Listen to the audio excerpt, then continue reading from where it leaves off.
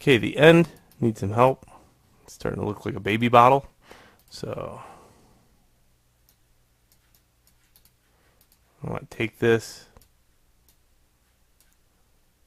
edge and scale it on up and insert an edge loop very crisply right here on the point.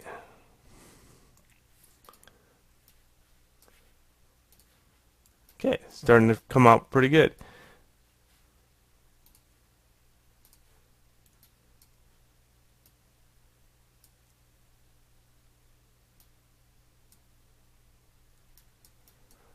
So it all depends how much time you want to put into this. I think I've outdid the handle here, and what I want to do now is show you how to kind of shape it up a little bit.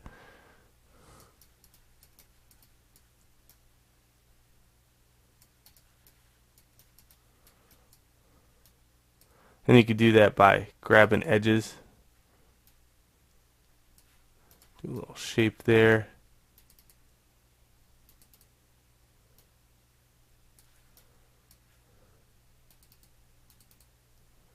And I'll work big. Notice the handle's like really super poofy, but when I get done with it at the very end, I'll take the faces, highlight them all. Make sure I only get the faces that are represented on the handle itself.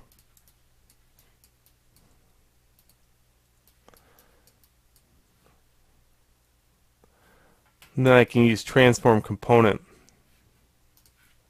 with the arrow, the blue arrow if I can, and I could shrink all this down that way. Another way I could do it is go to vertices. I like this part. I can create a lattice, and oftentimes I'll get a smoother transition because I'll use a lattice to scale.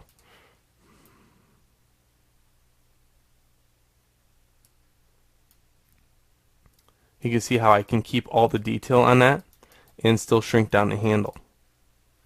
So that's the advantages of using a lattice. And certainly you can use a lattice to shape just about anything on it. So I can shape maybe some of the other curves just independent of each other by assigning a lattice in just that area if I wanted to. Take, for example, if I want a lattice that's on this point right here and controls no other lattice points. Oftentimes I'll highlight the object inside, go to the vertice, and go in here and assign a new lattice in here. And now I have a lattice that just drives these vertices. And I can really sculpt up something. Okay. So that's just a way to do that.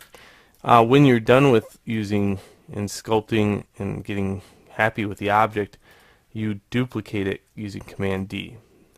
Don't keep the original unless you really want to. Oftentimes you'll see me do one of these. I have a progression that I take this out to. That's just me as a teacher doing that. Certainly you don't have to do that, but it's just me showing my steps.